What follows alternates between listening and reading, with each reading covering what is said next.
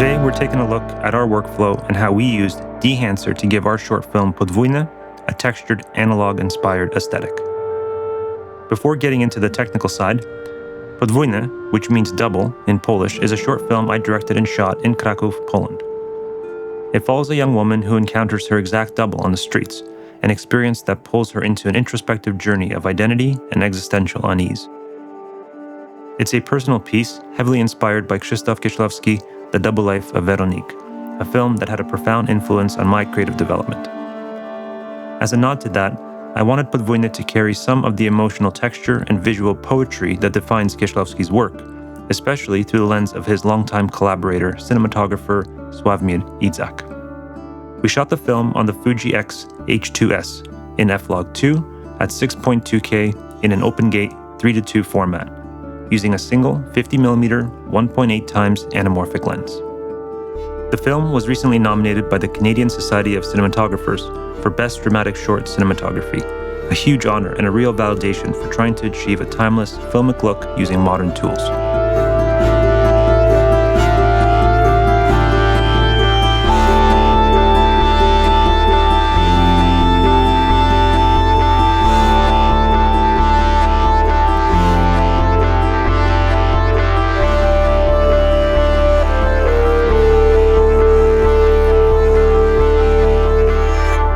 And that's where Dehancer comes in.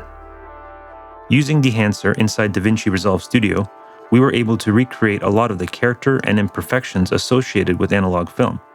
So let's walk through the workflow and the key tools that helped shape the final look.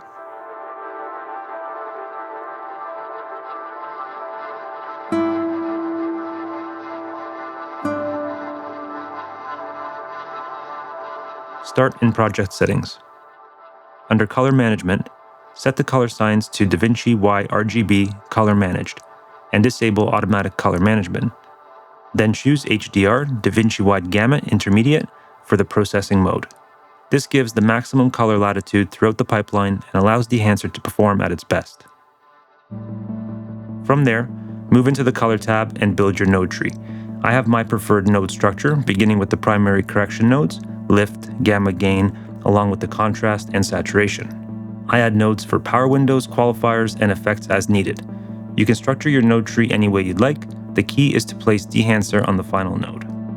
This keeps your film emulation clean and separated from your base grade and secondary adjustments.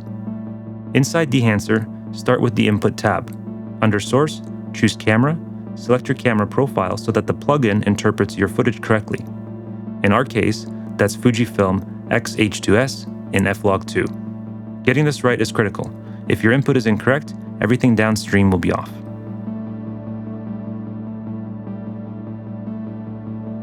Also in this tab, you'll find exposure compensation, temperature, and tint. These are your technical correction tools, used to balance the image before any creative decisions.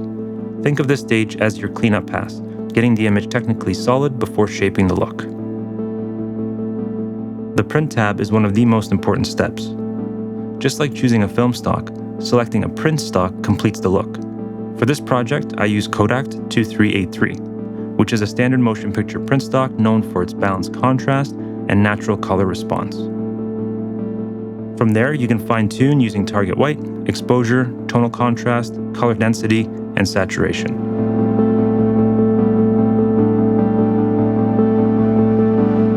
It's really the combination of film stock and print stock that makes the Dehancer emulation come together.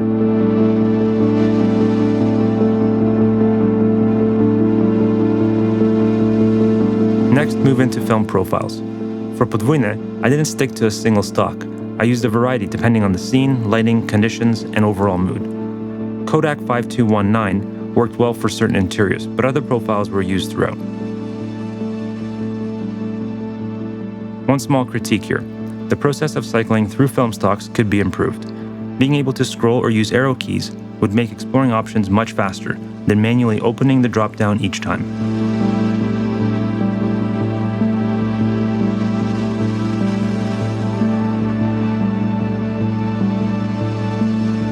The Film Developer tab is where you begin shaping the underlying image. Boost and gamma correction control how contrast is distributed, particularly in the midtones. color separation helps manage how colors interact, avoiding oversaturation, while color boost adds richness in a more natural film-like way. This stage is essentially about refining the negative. Small adjustments here give you a more flexible and cohesive image moving forward. Film grain in Dehancer is physically modeled. It's not just an overlay. I experimented with several profiles but primarily used 16mm ISO 250 as a base, adjusting it in custom mode. Reducing grain in the shadows helped preserve clarity while maintaining texture.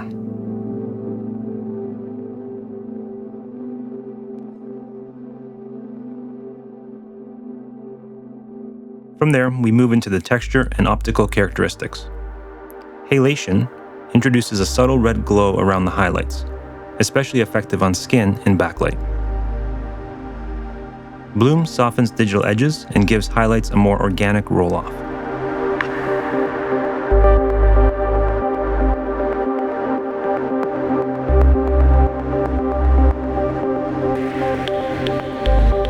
In the Film Damage tab, you can add dust, scratches, and other artifacts. Smaller formats like 8mm and 16mm naturally show more damage, while 35mm and 65mm are cleaner. Film Breathe introduces subtle fluctuations in exposure and color. Again, more noticeable in smaller formats. It adds a bit of life and unpredictability. Gate Weave simulates the physical movement of film through a camera. As the claw mechanism pulls the film through the gate, slight inconsistencies cause small shifts in position and rotation. That movement is more pronounced in smaller formats and more controlled in larger ones. Used subtly, it helps break the rigidity of digital images. Overscan can reveal the edges of the frame, film gates, rounded corners, perforations. More stylized, but useful for reinforcing the analog feel or for a bolder creative choice.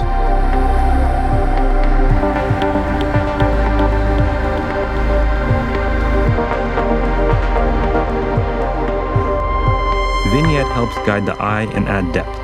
While similar to Resolve's native tools, it integrates more naturally within Dehancer's pipeline.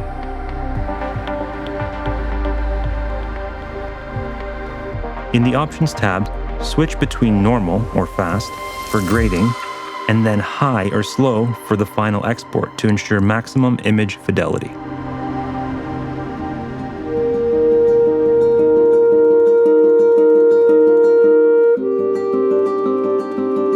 At the end of the day, Dehancer, like any tool, is part of the storytelling process.